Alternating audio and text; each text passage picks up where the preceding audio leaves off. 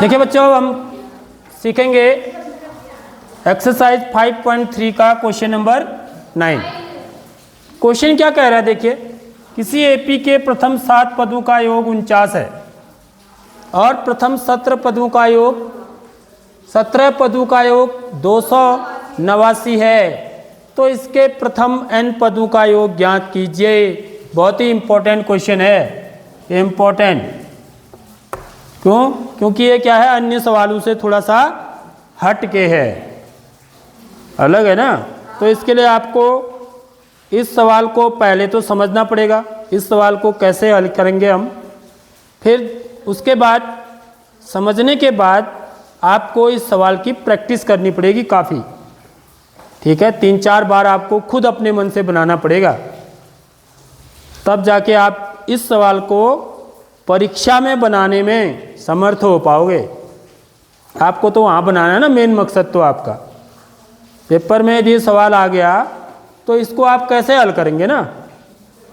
तो मात्र यहाँ पर समझ जाने से भी कुछ नहीं होगा, क्योंकि आप भूल जाओगे कुछ दिनों के बाद।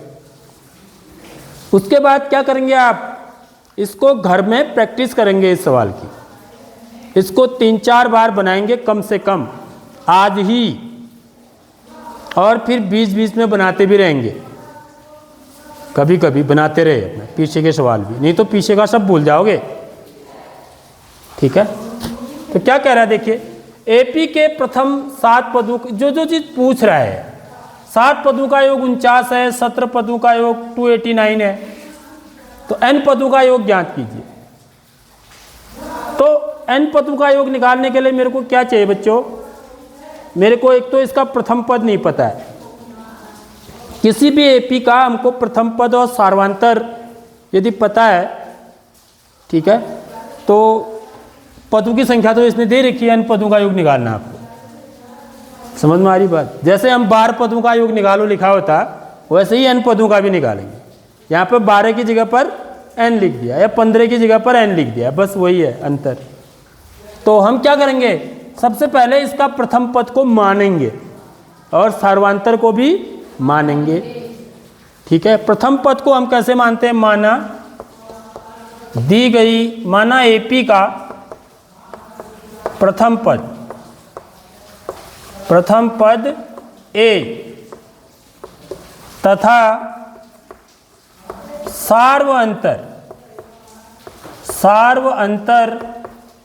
क्या है बच्चों, डी है, ठीक है। तो आपको जो चीजें दी हैं, तो आपको क्या दिया है देखिए, दिया क्या चीज है, क्या दिया है आपको। एक तो आपको S7 दिया हुआ है, 7 पदों का योग बराबर कितना दे रखा है, 49। तो 7 पदों का योग निकालने का फिर पहली चीज तो ये दिया है आपको, ठीक है। तो इसका हम इस्तेमाल करेंगे। तो सूत्र क्या बनेगा बच्चों, सूत्र हमारे पास क्या है, Sn बराबर n/2, ठीक है। यहाँ पर ही लिख देता हूँ मैं, सूत्र भी जरूर लिखेंगे हम। सूत्र किससे, Sn बराबर n/2 a plus n-1 into D, इसी का इस्तेमाल करते हैं यहाँ पर, ठीक है।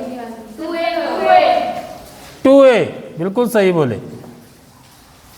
तो ये कितना हो जाएगा, Sn की वैल्यू S7 बराबर, ठीक है।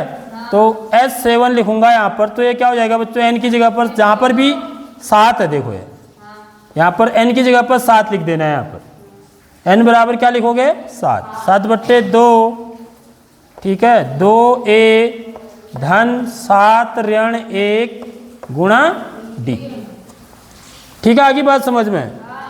और S7 की वैल्यू कितनी दे रखी है आपको, 49। तो ये हो जाएगा 49 बराबर 7/2, 2a धन 6d, ठीक है। आगे बात समझ में।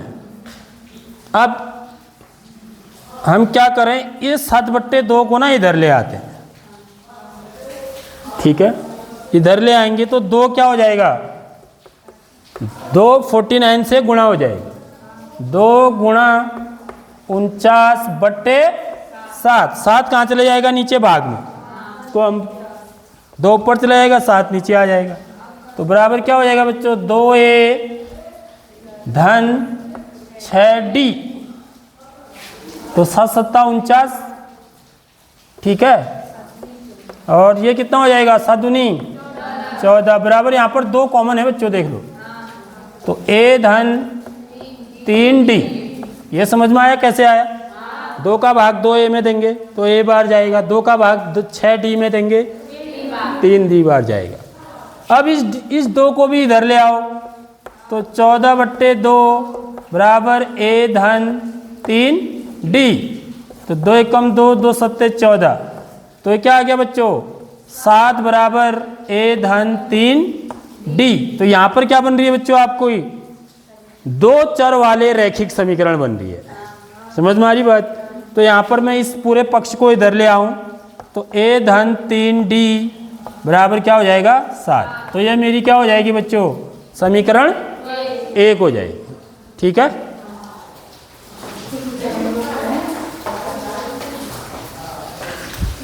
अब देखिए पहली समीकरण मेरी ये निकल गई है। अब ठीक इसी प्रकार आपको दूसरे का इस्तेमाल करना है। पुनः क्या दिया हुआ है बच्चों? पुनः मत देखो, दिया है क्या? प्रथम 17 पदों का योग, यानी कि S17 दिया हुआ है आपको। 17 पदों का योग 289, ठीक है। तो फिर वो सूत्र लगाएंगे हम, क्या हो जाएगा? 17/2a n/2 2a plus n-1d बराबर, ये बंद हो जाएगा, ठीक है, 289 ऐसे लिख दो, ठीक।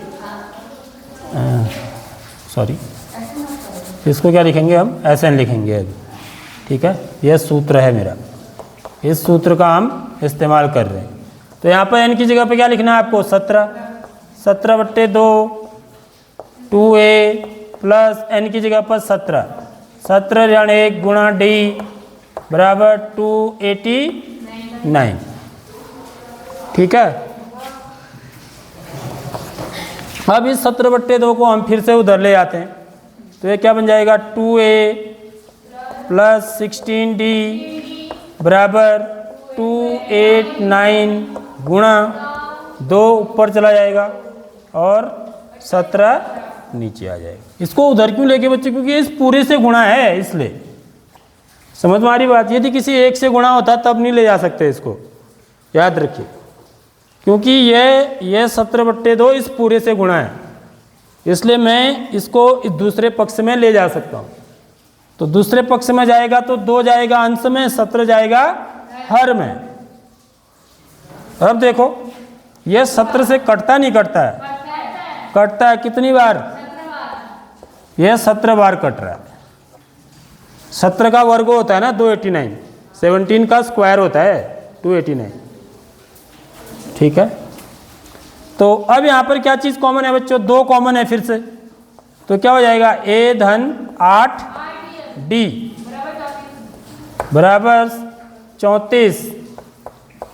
तो यहाँ से a धन 8d बराबर क्या हो जाएगा? 34/2। तो a धन 8d बराबर हो गया 17। यह इक्वेशन नंबर 6। अब हम क्या करेंगे बच्चों? समीकरण 2 में से समीकरण 1 को घटा देंगे। तो हम लिखेंगे समीकरण 2 में से समीकरण 1 को घटाने पर, जैसे हम 2 चर वाले रैखिक समीकरणों को हल करते हैं। तो ये क्या बच्चों? a धन 8d बराबर 17। तो यहाँ पर हम घटा देंगे। तो घटाने में क्या होता है? यहाँ पर लिखेंगे घटाने पर, और यहाँ क्या कर देंगे? चिन्ह को बदल देंगे। तो यहाँ पर ये सरल सी समीकरण आती है, कोई कठिन समीकरण नहीं आती है, ठीक है। a से कट गया, 8 में से 3 घटाएंगे 5। तो मेरा क्या है आंसर? 5d बराबर 10। 5d बराबर कितना आ गया बच्चों? 10 आ गया।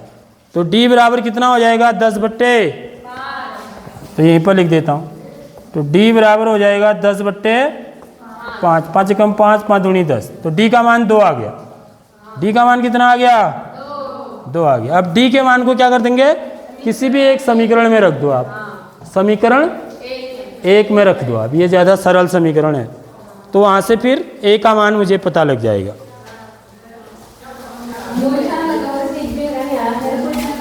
तो डी बराबर कितना है मेरा 2 आया बच्चों, ठीक है। अब मैं क्या करूँगा, डी का मान समीकरण 1 में रखने पर, डी का मान यदि हम समीकरण 1 में रखेंगे तो a धन 3d है बराबर 7। तो 3 गुणा डी का मान 2 रखा बराबर 7। तो a धन 3 दूनी 6 बराबर 7। तो डी का मान कितना आ गया, सॉरी, तो यहाँ से a बराबर कितना आ गया बच्चों 7 ऋण 6। तो यहाँ से a बराबर क्या आ गया 1 आ गया। तो हमको प्रथम पद और सार्वधातुक पता चल गया, ठीक है। तो इसलिए n पदों का योगफल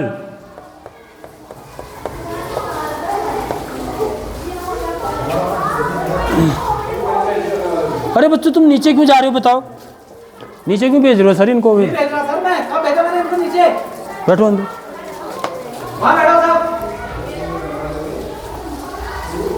तो n पदों का योगफल कितना हो जाएगा, जिसको कि हम किससे दिखाएंगे, Sn से।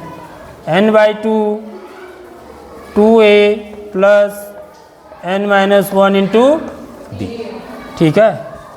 तो यह हो जाएगा, n की जगह पर n ही रहेगा यहाँ पर, याद रखो इस बात, क्योंकि n पदों का योगफल पूछ रहा है। तो 2 इंटू a का मान रखोगे आप, a का मान कितना आया है 1 धन n-1 इंटू डी का मान कितना रखोगे 2, ठीक है। आगे बात समझ में। तो ये कितना हो जाएगा, देखिए इसमें से 2 कॉमन आ जाएगा बाहर, देखो इस पद में भी 2 है, इधर भी 2 है, ठीक है। तो 2 को बाहर ले लें आप, तो n/2 इंटू 2 बाहर ले लें, तो यहाँ पर क्या रहेगा 1 धन यहाँ पर क्या रहेगा n-1, ठीक है। गुणा करके भी आप कर सकते हो ये काम, अंदर गुणा करके। तो मेरे को यहीं पर साफ दिख रहा है 2, तो मैं 2 को बाहर ही ले आया। यहाँ से 2 से 2 क्या हो जाएगा, कट जाएगा एक बार। तो ये कितना आ जाएगा, देखिए n, यहाँ 1 से 1 कट गया, ये धन 1 है ऋण 1 है। तो अंदर भी क्या बचा गुणा n, n गुणा n, देखो बाहर भी n है, ये गुणा यहाँ भी n है, n गुणा n बराबर क्या हो जाएगा n स्क्वायर। तो n पदों का योग n स्क्वायर होगा, ठीक है। आगे बात समझ में।